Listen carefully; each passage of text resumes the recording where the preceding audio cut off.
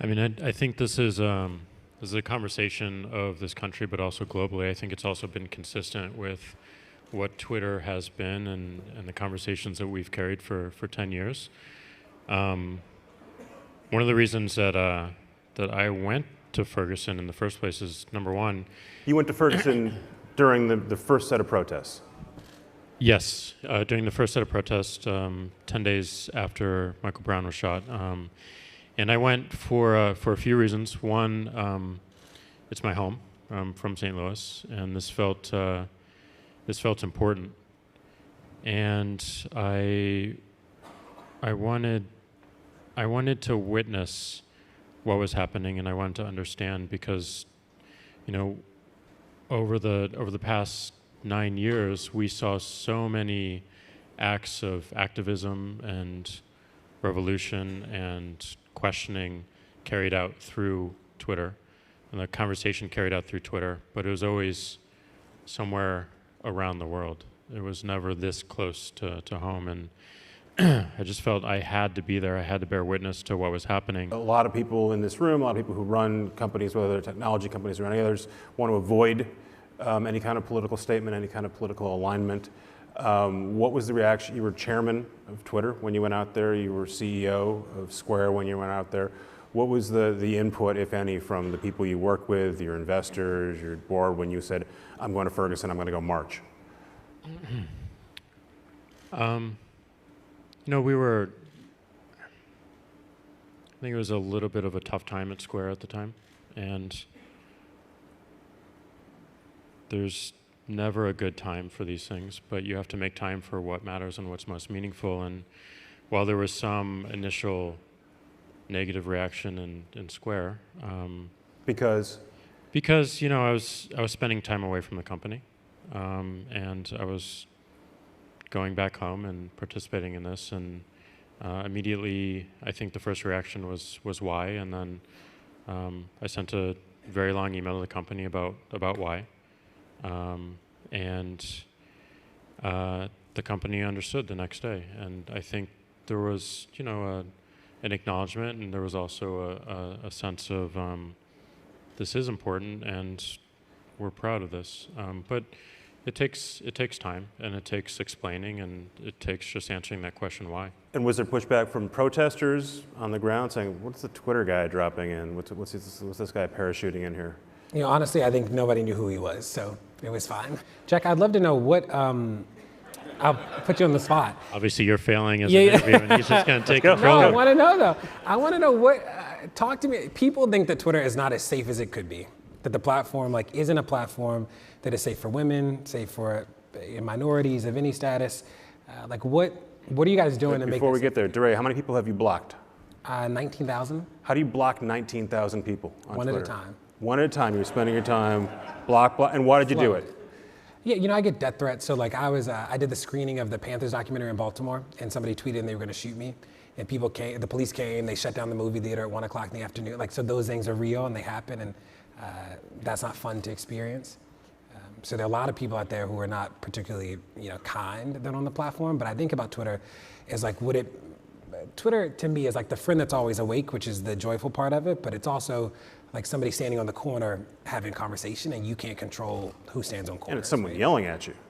Yes, sometimes, not always. I mean, That's the 19,000 people you blocked, right? They weren't having a conversation with you. They were yelling. 300,000 people who follow me, and I've not blocked them. So there's balance here, but I do think people feel like the platform is not as safe as it could be, and I don't know if Twitter's done a great job of giving that message out publicly. Yeah. And we agree, and I agree. And one of the 5 priorities we set forth for this year is around safety, and we think we need to do a much better job at making sure that we provide better controls, first and foremost, so that people can just really have a better understanding and control of their own experience. So Jack, Snapchat, incredibly confusing, at least for old people like me. It seems to be widely accepted by lots of people. By one count, it's got more daily users than Twitter is. Is maybe the argument that there isn't a fundamental problem with ease of use of Twitter. It's that everyone has used Twitter. Everyone sort of knows what Twitter is. They either like it or they don't. And changing it fundamentally isn't going to increase its user base. Well, I mean, don't know if Snapchat is confusing. I think it's It's very confusing for me. but I think it's very modern in terms of like it's I'm very old. it's recognizing that we're probably going to press buttons less and we're probably gesturing more, and so given that we all have touchscreens, what can we do with them and what does the interface look like? When I say confusing about Twitter, I mean when you do something unexpected happens, and I want to fix that. To make sure that when you do something, you know exactly what's going to happen. And when you do something on Snapchat, more or less know exactly what's going to happen.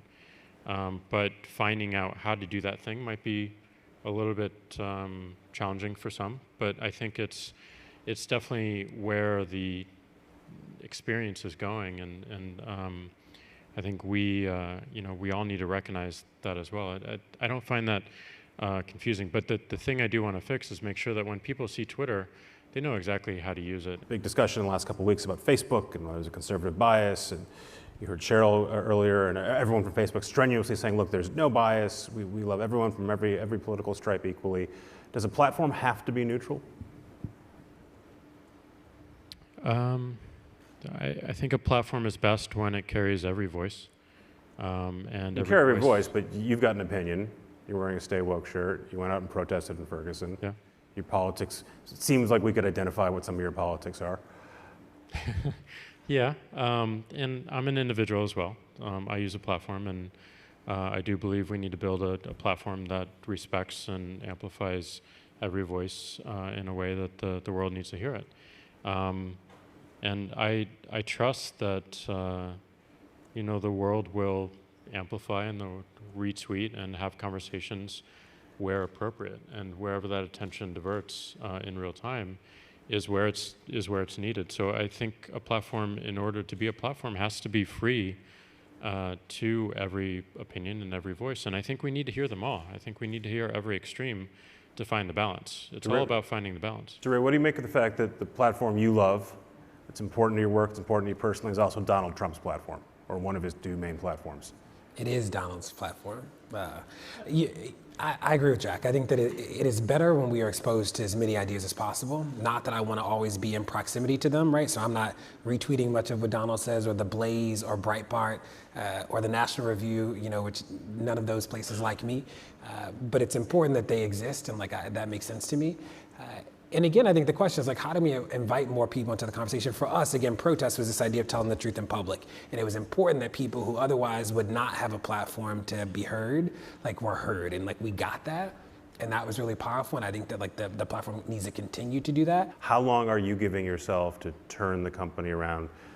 Well, my focus right now is on velocity. My focus right now is on speed and making sure that we're shipping faster against these 5 priorities.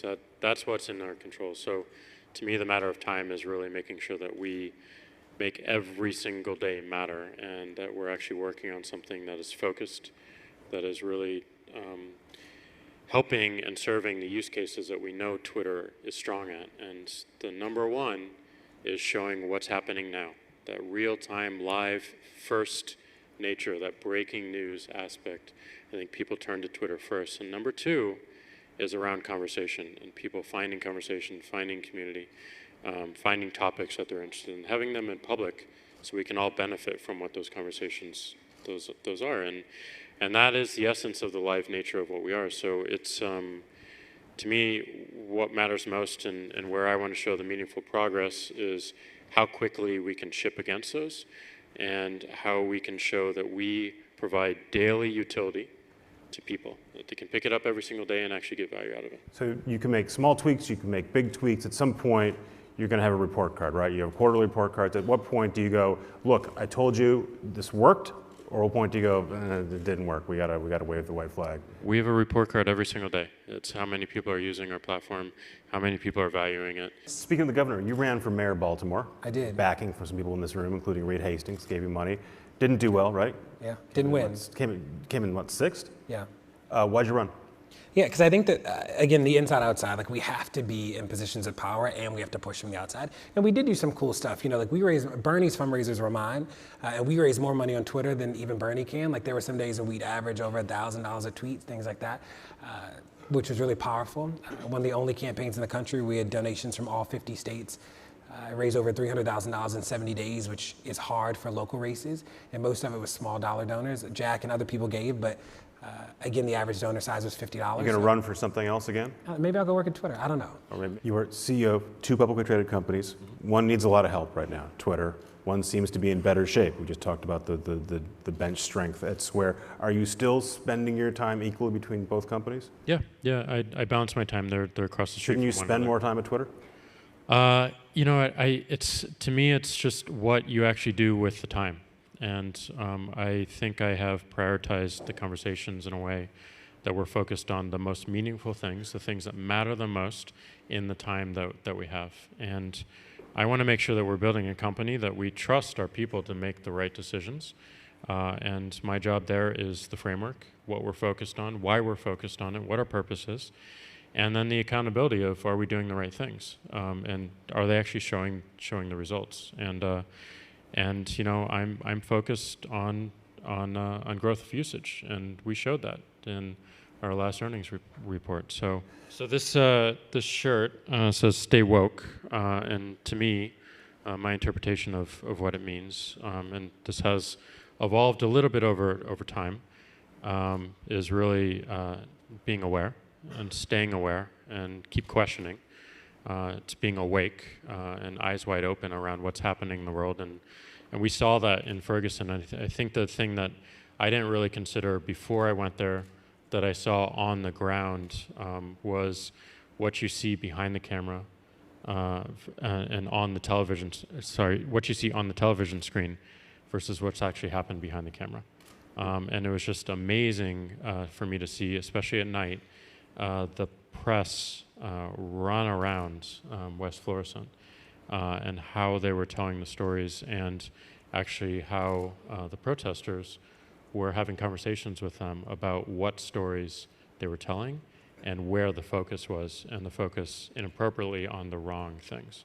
And to me, that's when I really first saw this phrase in action, was making sure that we're telling our story, we're telling what's on the ground, and we saw it live through Twitter and through Vine.